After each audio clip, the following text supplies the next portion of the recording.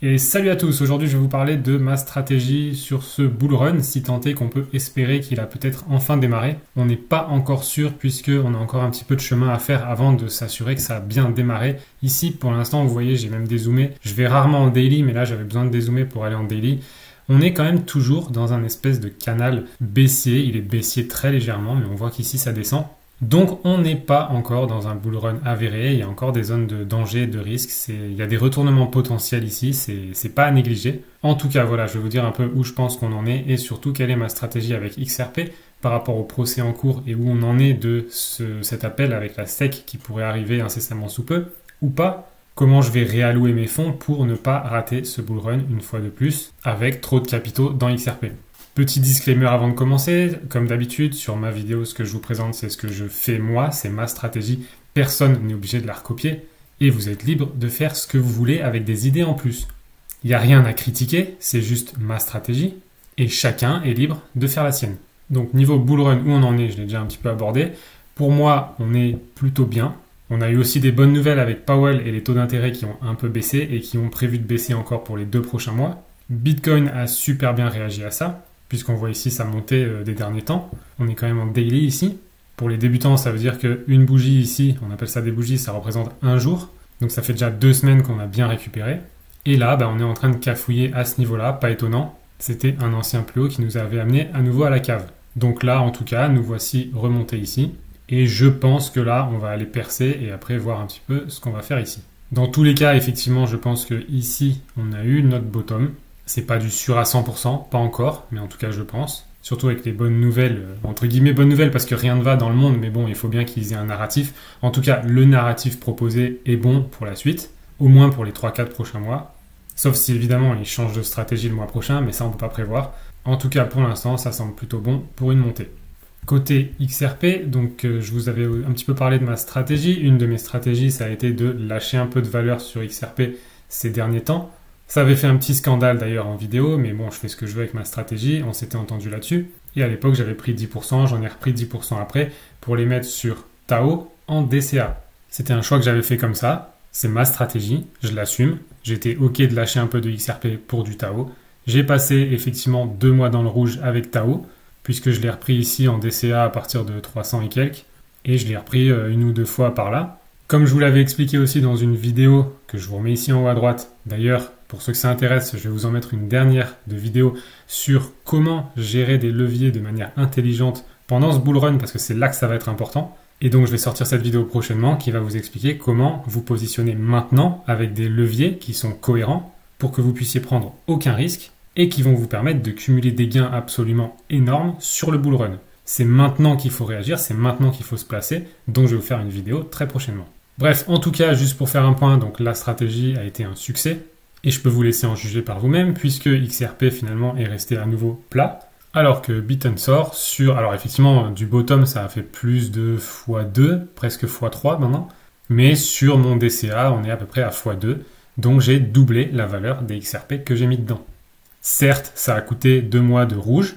Pour ça, je me suis un peu raté sur le prix d'entrée, mais je pensais pas que Tao retracerait aussi bas.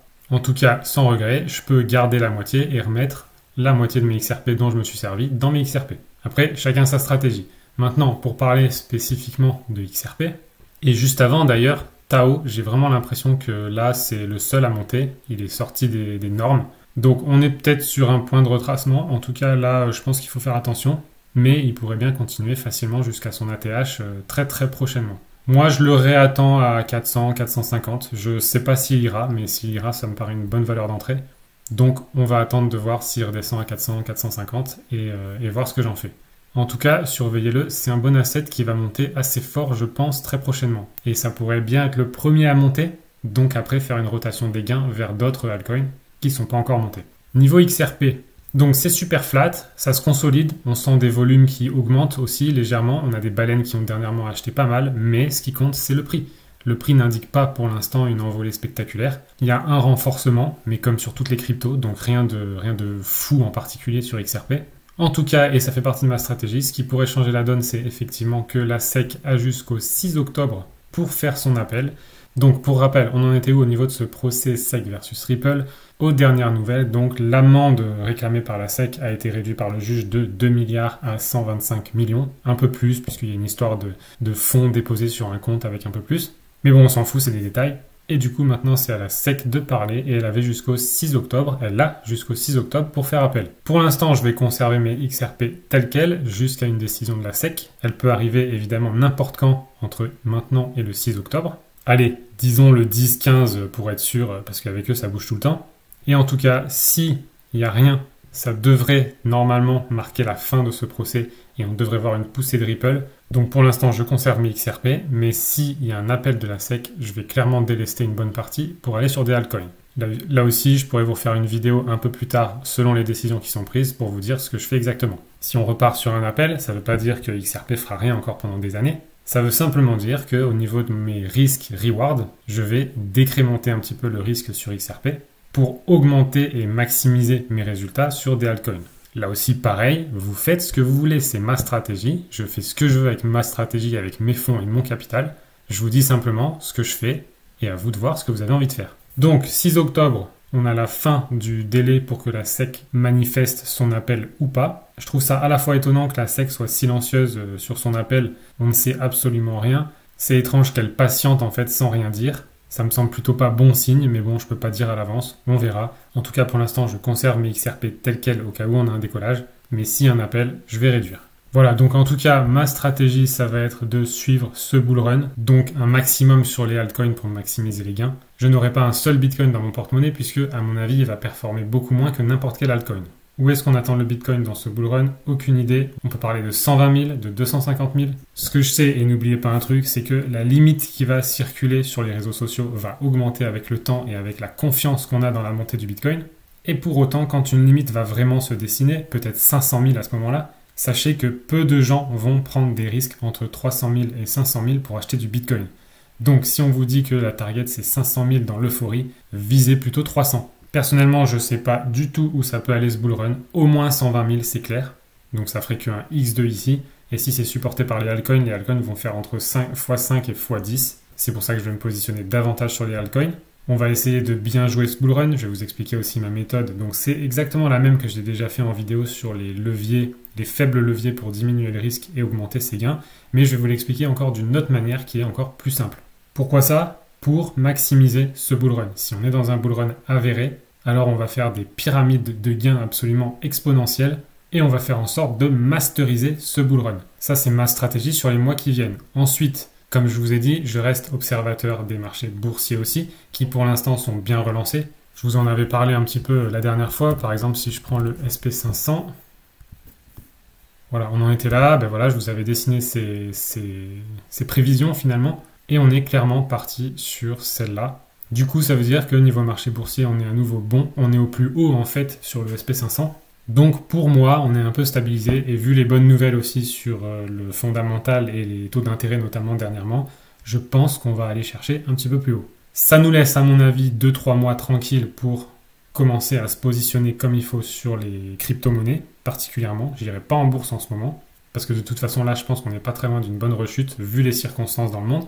Donc ma stratégie, c'est d'abord masteriser ce bull run crypto-monnaie. On verra quand, au bon moment, au fil de l'eau, essayer de sortir au bon endroit, au bon moment, pour ne pas se retaper la chute des crypto-monnaies derrière. Et ensuite, pour ma part en tout cas, je vais attendre en cash. Alors pareil, sur quel asset, je ne sais pas vraiment encore, puisque si l'USD se pète la gueule l'année prochaine, ce qui n'est pas impossible, pareil, vu les circonstances dans le monde, alors détenir de l'USD, ce ne sera pas une bonne idée.